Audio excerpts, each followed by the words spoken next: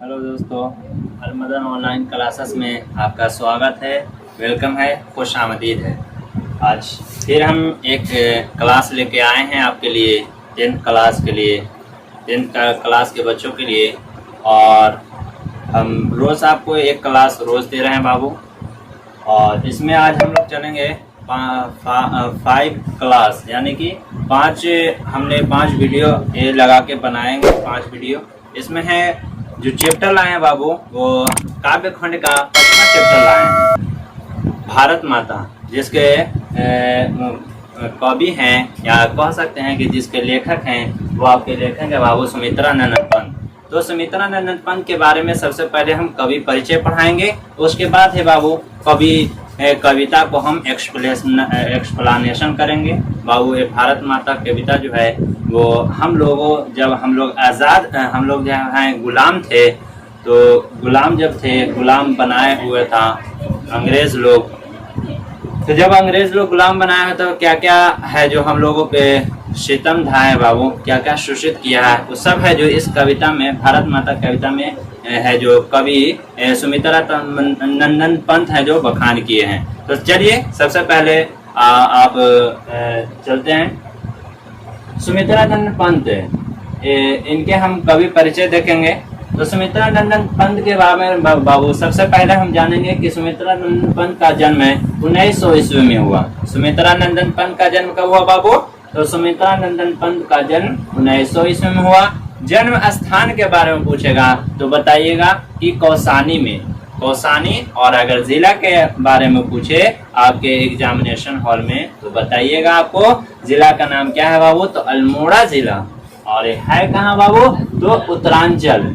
उत्तरांचल मतलब इनका पुराना नाम है, उत्तराखंड का पुराना नाम उत्तरांचल। अब उत्तराखंड यही बदल के उत्तरांचल का ही अब नाम क्या हो गया? उत्तराखंड।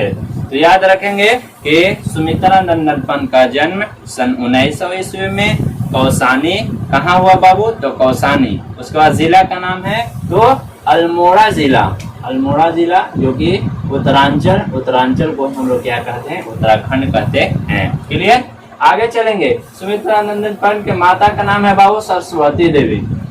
माता का नाम अगर आपके एग्जामिनेशन हॉल में आ जाए कि सुमित्रानंदन पंत जी की माता का नाम क्या है? तो सरस्वती देवी है, जो जन्म देने के 6 घंटे बाद ही देहांत हो गया था। मतलब जन्म देने के बाद 6 घंटे के बाद ही इनके माता सरस्वती देवी का देहांत हो गया था। तो याद रखेंगे कि सुमित्रानंदन पंत के माता सरस्वती देवी जन्म देने के 6 घंटे बाद ही इनके माता का देहांत हो गया। ये बाबू पूछता है कि कितने घंटे बाद है, जो बताइए कि सुमित्रानंदन पंत की माता सरस्वती देवी कितने घंटे के बाद है उनका देहांत हो गया था? तो जन्म के 6 घंटे के बाद, जन्म देने के 6 घंटे बाद इनके माता का देहांत हो गया। पिता बाबू, पिता का नाम है गंगादत्त पंत, जो कि टी एस्टेट कौसानी में अकाउंटेंट थे। पिता का नाम अगर पूछेगा तो सुमित्रानंदन पंत के पिता का नाम है बाबू है गंगादत्त पंत, जो कि टी एस्टेट में कौसानी में ही अकाउंटेंट का काम करते थे। आगे चलेंगे। इनकी प्रारंभिक शिक्षा गांव में हुई। हाई स्कूल की शिक्षा इन्होंने बनारस से शिक्षा प्राप्त की। मतलब पूछेगा कि सुमित्रानंदन पंत की बताइए कि सुमित्रानंदन पंत की प्रारंभिक शिक्षा कहाँ से प्राप्त किए? तो ये प्रारंभिक शिक्षा अपने कौसानी से ही, गांव से ही प्राप्त किए। और उसके बाद है कि हाई स्कूल की शिक्षा इन्होंने बनारस से पास की, बनारस से शिक्षा ली। उसके बाद है कि आजीवन इलाहाबाद रहे। आपको है जो ऑब्जेक्टिव में पूछ सकता है बाबू कि बताइए सुमित्रानंदन पंत जी है जो आजीवन कहाँ रहे? तो आजीवन ये इलाहाबाद में रहे। उसके बाद है कि इनका निधन के बारे में पूछ लेगा आपसे तो बताइएगा कि 29 दिसंबर 1977 ईस्वी में इनका निधन हो गया बाबू। सुमित्रानंदन पंत जी का 29 दिसंबर 1977 ईस्वी में निधन हो गया। और जन्म 1900 ईस्वी में, निधन 29 दिसंबर 1977 ईस्वी में। याद रखेंगे बाबू। आगे चलेंगे। इनका आरंभिक रचनाएं प्रकृति और सौंदर्य के प्रेमी कवि। ये आपका इम्पोर्टेंट है बाबू। पूछेगा कि बताइए कौन से कवि हैं जो प्रकृति और सौंदर्य के प्रेमी कवि कहलाते हैं? तो सुमित्रानंदन पंत। या सुमित्रा नंदन पंत कैसे कवि है? तो प्रकृति और सौंदर्य के प्रेमी कवि कौन है? तो सुमित्रा नंदन पंत। तो याद रखेंगे ये प्रकृति से छायावादी कवि हैं। ये भी पूछ सकता है बाबू कि बताइए सुमित्रा नंदन पंत, या शॉर्टकट में आपको पंत जी भी आपके एग्जामिनेशन हॉल में आपको एग्जाम में देखने को मिल सकता है कि पंत जी हैं जो प्रकृति से कैसे कवि हैं? तो पंत जी प्रकृति से छायावादी कवि हैं। तो ये भी कंप्लीट हो गया बाबू, छायावादी कवि हैं।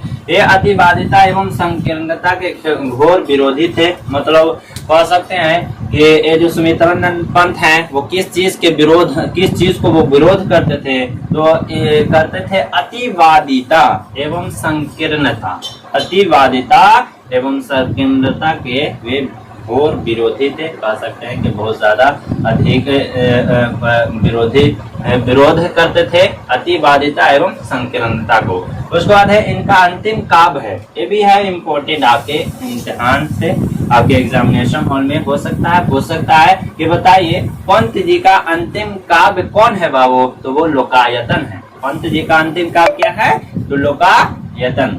आगे इनका प्रमुख काव्य, इसमें आपका एक ऑब्जेक्टिव बन सकता है बाबू। ये तो हम कह सकते हैं कि इससे आपका एक ऑब्जेक्टिव क्वेश्चंस बन सकता है आपके एग्जामिनेशन हॉल में कि बताइए है जो सुमित्रा नंदन पंत का जो काव्य है उनमें कौन कौन है बाबू? तो उच्छ्वास है, वीणा है, पल्लव है, ग्रंथि है, गुंजन है, युगांत है, युगवाणी है, ग्राम्य है, स्वर धुंडी है, स्वर्ण किरण है, युगपथ है और चिदंबरा। इस प्रमुख काव्य ग्रंथ में, सुमित्रा नंदन पंत के प्रमुख काव्य ग्रंथ में 6 जो काव्य ग्रंथ है जो काफी पूछा जा सकता है बाबू, जिसमें उच्छ्वास है, इसको आप याद कर लेंगे। तो उच्छ्वास के प्रमुख कवि कौन है? तो सुमित्रा नंदन पंत है। पल्लव के कवि कौन है? सुमित्रा नंदन पंत है। युगांत के कवि कौन है? तो सुमित्रा नंदन पंत है। ग्राम्य के रचनाकार कौन है? तो सुमित्रा नंदन पंत है। उसके बाद है चिदंबरा के कवि कौन है? तो सुमित्रा नंदन पंत है। युगपथ या युगवाणी, युगपथ के युगवाणी के कवि कौन है? तो सुमित्रा नंदन पंत। तो 1 2 3 4 5 6 को इम्पोर्टेंट आपको बताएं बाबू, ये 6 याद कर लीजिएगा बेहतर रूप से। तो ये इम्पोर्टेंट आपके एग्जामिनेशन हॉल में 1 नंबर आपको दे सकता है। आगे चलेंगे, इनका नाटक में भी नाटक भी लिखते थे बाबू, आलोचना भी लिखते थे, कहानी भी लिखते थे, उपन्यास आदि भी चीजें लिखते थे। मतलब ये नाटककार भी थे, कहानीकार भी थे। उसके बाद है ये उपन्यास भी लिखते थे और आलोचना भी लिखते थे। तो याद रखिएगा कि सुमित्रा नंदन पंत जी हैं जो कहानीकार हैं, नाटककार हैं, उसके बाद है आलोचनाकार हैं, और उसके बाद है उपन्यासकार आदि चीजें भी लिखते थे। आगे चिदंबरा जैसी काव्य कविता पर है इन्हें जो भारतीय ज्ञानपीठ प्राप्त हुआ है बाबू। तो ये भी इम्पोर्टेंट है, याद रखिएगा कि सुमित्रा नंदन पंत की आपको ऑब्जेक्टिव बन सकता है एग्जामिनेशन हॉल में कि बताइए सुमित्रा नंदन पंत की कौन सी कविता पर है जो भारतीय ज्ञानपीठ प्राप्त हुआ है? तो वो है क्या? चिदंबरा। क्या है? चिदंबरा। तो याद रखेंगे। आगे इनकी प्रसिद्ध कविता भारत माता जो है आपके बुक में दिया हुआ वो ग्राम्या से संकलित है। ग्राम्या से संकलित है यानी कि ग्राम्या से लिया गया है।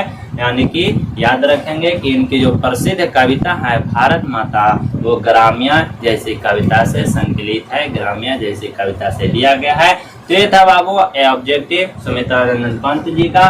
इसमें आपको बन सकता है ऑब्जेक्टिव में कि बताइए भारत माता कविता किस कविता से लिया गया है? तो भारत माता कविता किस कविता से संकलित है? तो ग्राम्या जैसी कविता से संकलित है।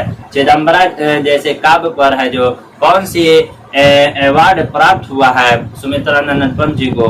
तो भारतीय ज्ञानपीठ प्राप्त हुआ है। उसके बाद बन सकता है ऑब्जेक्टिव क्वेश्चन कि सुमित्रा नंदन पंत के निधन होने के बाद उनके माता का कितने घंटे बाद देहांत हो गया? तो 6 घंटे बाद है जो उनके माता का देहांत हो गया। और भी ऑब्जेक्टिव बन सकता है बाबू कि बताइए सुमित्रा नंदन पंत जी का अंतिम काव्य कौन सी है? तो वो लोकायतन के नाम से है। तो इस तरह से बाबू ऑब्जेक्टिव आप बढ़िया तरीके से देख लीजिएगा, वीडियो को स्किप नहीं कीजिएगा, नहीं तो आपको एक भी ऑब्जेक्टिव छूटा तो बाबू है जो एग्जामिनेशन हॉल में आपको दिक्कत हो सकता है। तब अब चलेंगे बाबू सुमित्रा नंदन पंत जो कविता लिखे हैं भारत माता, इस भारत माता को हम लोग हिंदी में पढ़ेंगे, एक्सप्लेनेशन करेंगे, हिंदी में एक करना चाहते हैं। तो यह है मेरे पास किताब और इसको हम लोग हिंदी करेंगे। भारत माता, भारत माता है, भारत माता ग्राम वासिनी। इसका मतलब यह है बाबू कि भारत माँ है जो ग्राम में, ग्रामीण यानी कि ग्रामीण, भारत माता का जो हृदय है बाबू वो ग्रामीण में निवास करती है, ग्राम में ही बसती है, शहर में नहीं बसती। शहर में क्यों नहीं बसती है? क्योंकि शहर में है जो बहुत सारे हैं जो प्रदूषण का मामला है बाबू, तो इसीलिए भारत माता का जो हृदय है वो ग्रामीण में बसती है, यानी कि गांव में बसती है। खेतों में फैला है श्यामल, कहते हैं कि खेत में क्या फैला हुआ है, तो श्यामल के माने आता है, यहाँ पर आपके बुक में भी दिया है बाबू, शौला, सौलापन।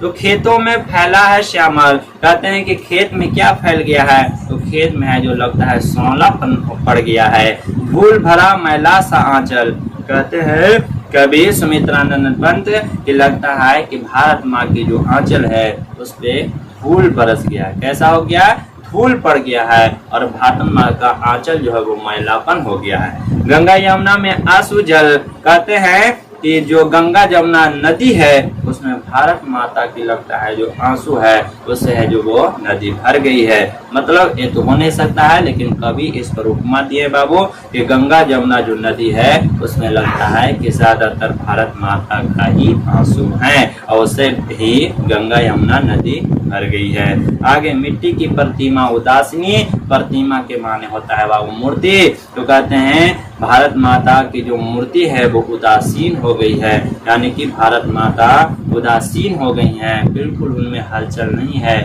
उनके मूर्ति में बिल्कुल हलचल नहीं है। तो इसमें भारत माता के बारे में कहा गया है बाबू कि भारत माता है जो शहरों में निवास नहीं करती हैं बल्कि गांव में निवास करती है। खेतों में फैला है श्यामल, यानी कि खेत में क्या हो गया है तो सौलापन पड़ गया है। धूल भरा मैला सा आंचल, यानी कि भारत माँ का जो आंचल है उसमें धूल भर गया है और वो कैसा हो गया है आंचल, तो वो मैलापन हो गया है। गंगा यमुना में आंसू जल, कहते हैं कि गंगा और यमुना में है जो भारत माता की ही आंसू से है वो गंगा यमुना भर गई है। एक कवि उपमा देते हैं बाबू, मिट्टी के प्रतिमा उदासीनी, और मिट्टी की प्रतिमा मतलब मिट्टी की मूर्ति है जो वो उदासीन हो गई, यानी कि भारत माँ की जो मूर्ति है वो उदासीन हो गई है, बिल्कुल उसमें हलचल नहीं है, बिल्कुल उसमें कोई एक्टिविटी नहीं है। तो ये भारत माता के पहले स्टेंजा में बाबू, पहले छंद में भारत माता के बारे में बताया गया है। अब दूसरे छंद में चलेंगे।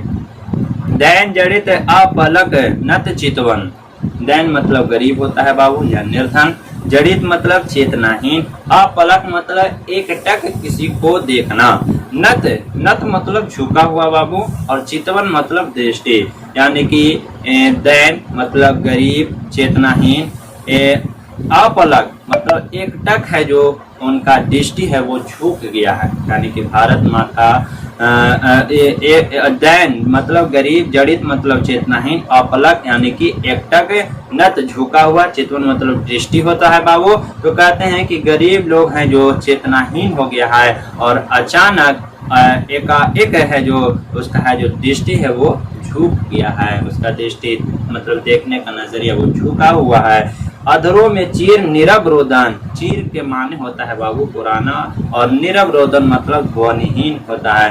कहते हैं कि लगता है कि अधरों में चीर नीरव रोदन, लग रहा है कि भारत माता के जो संतान हैं वो रो रहे हैं और वो ध्वनिहीन हो गए हैं, पुराना बिल्कुल हो गए हैं। युग युग के दम से विषण मन, और कहते हैं कि आज की बात नहीं बल्कि युगों युगों के समय से, या युग तम मतलब यहाँ पर होता है बाबू अंधकार, और विषण मतलब होता है बाबू विषादमय।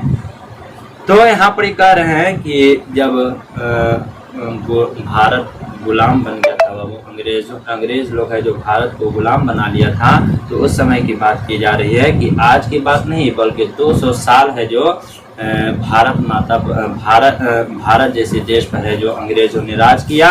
तो कहते हैं कि युग युग के तम से, यानी कि आज की बात नहीं बल्कि युगों युगों के अंधकार से है जो वो विषादमय, मन कैसा हो गया है तो विषादमय हो गया है, वह अपने घर में प्रवास नहीं। और ऐसा लग रहा है कि भारत माता जो है वो अपने ही घर में प्रवासिनी हो गई है, विदेशिनी हो गई है, बेगानी हो गई है। यानी कि भारत माता की जो संतान है वो गरीब है, अपलक है, निश्चितवन है और वो अपने ही घर में वो प्रवासिनी हो गई है, विदेशनी हो गई है, बेगानी हो गई है। कहने का मतलब है कि वो अपने ही घर में कुछ नहीं कर पा रही है।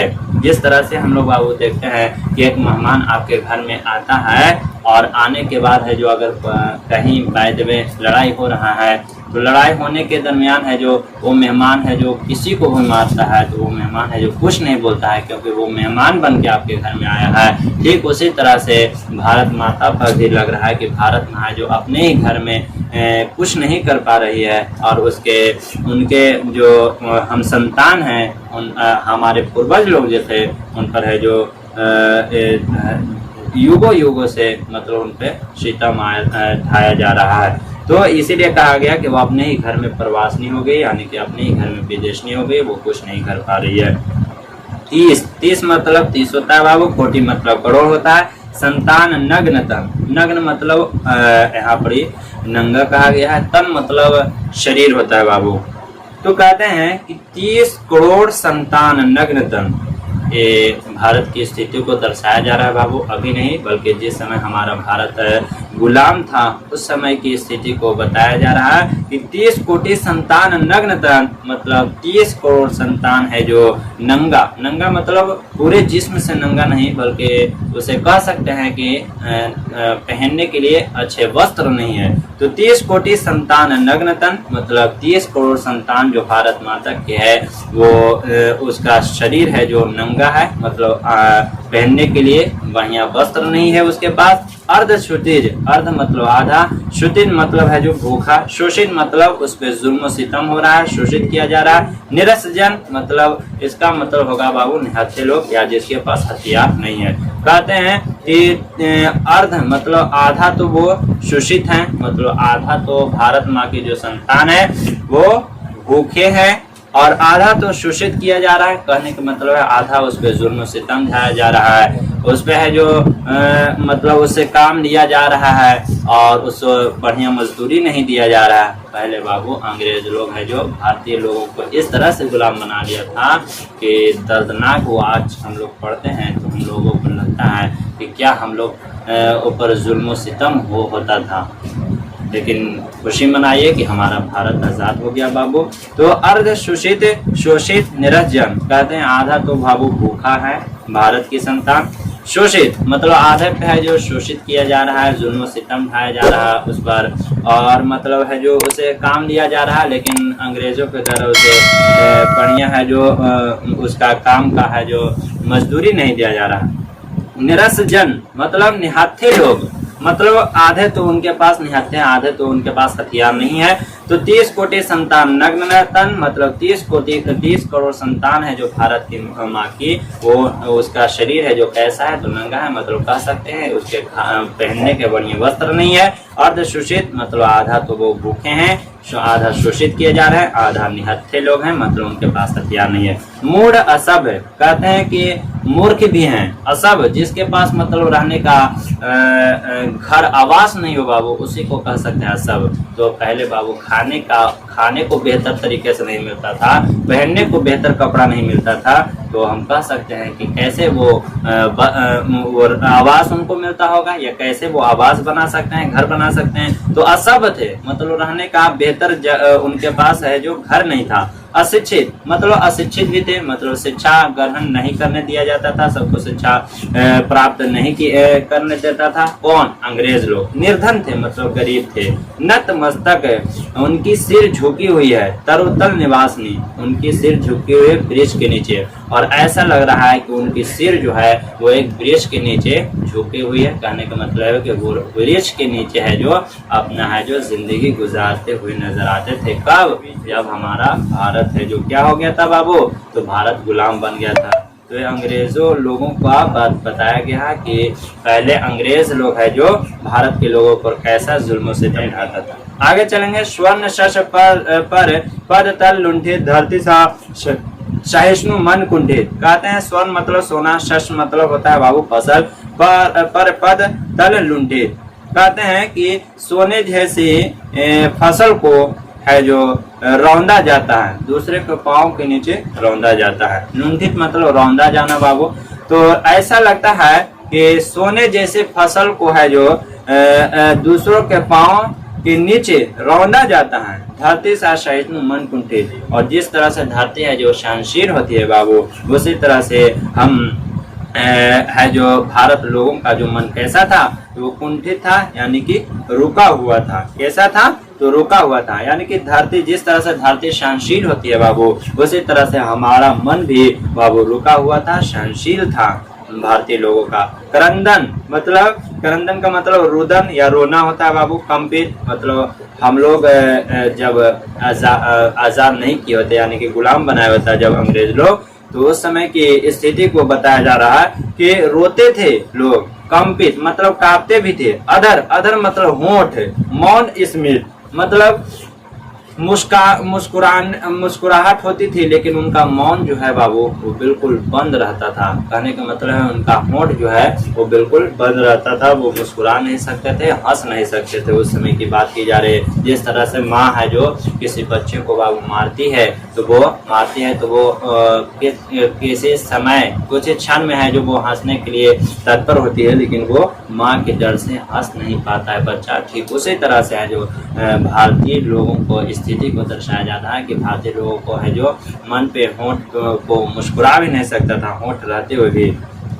उसके बाद राहु ग्रसे शरदेंदु हाशनी। शरदेंदु हाशनी मतलब शरद ऋतु का चंद्रमा। जैसे लगता है कि शरद ऋतु का चंद्रमा जो खूबसूरत निकलती थी और उसका नज़ारा बेहद अच्छा देखने को मिलता था, खूबसूरत लगता था। उस पर लगता है कि राहु ग्रसित हो गया, मतलब कोई काल आ गया है। चंद्रमा का शरद ऋतु का चंद्रमा पर कोई काल आ गया। जिस तरह से हम लोग नहीं देखते हैं बाबू कि रास्ते में चलते हैं तो लगता है कि कोई राहु ग्रसित कर लिया है, राहु ने घेर लिया है, तो वो है उसके पर काल आ जाता है। ठीक उसी तरह से यहाँ भी बताया गया है कि शरद ऋतु हाशनी, यानी कि शरद ऋतु का चंद्रमा लगता है कि राहु ने ग्रसित कर लिया है। अब 2 छंद और बचा है बाबू, लास्ट के पंक्ति 2 छंद। तो 2 छंद में बताया गया। चिंतित भ्रुकुटी क्षितिज तिमिरांकित। मतलब भ्रुकुटी मतलब भाव बाबू, क्षितिज मतलब झुकी हुई है, तिमिरांकित मतलब अंधकार से घिरा हुआ। कहते हैं कि भ्रुकुटी भाव है जो बाबू चिंता में हो गया है, और तिमिरांकित अंधकार से घिरा हुआ है और झुकी हुई है। मतलब हम लोगों का जो भाव है बाबू वो बिल्कुल है जो चिंतित है और झुकी हुई है और अंधकार से बिल्कुल घिरा हुआ है, ऐसा बताया गया है इस पंक्ति में। नमित नयन नभ बाष्प ध्यान दे। कहते हैं कि नमित मतलब होता है बाबू झुका हुआ, और नयन मतलब नेत्र, मतलब नेत्र का है तो झुका हुआ है, और नभ मतलब होता है बाबू आकाश, और बाष्प छांदिन मतलब भाप से ढका हुआ। और ऐसा लग रहा है कि आकाश को है जो भाप ने घेर लिया है, आकाश को भाप ने घेर दिया है। मतलब कहा है यहाँ पर इस पंक्ति में कि नेत्र यानी कि हमारी आंख है जो बिल्कुल झुका हुआ है, और आकाश को जो लगता है कि भाप ने घेर दिया है, भाप ने ढक लिया है। आनंद श्री छाया शशि उपमीत।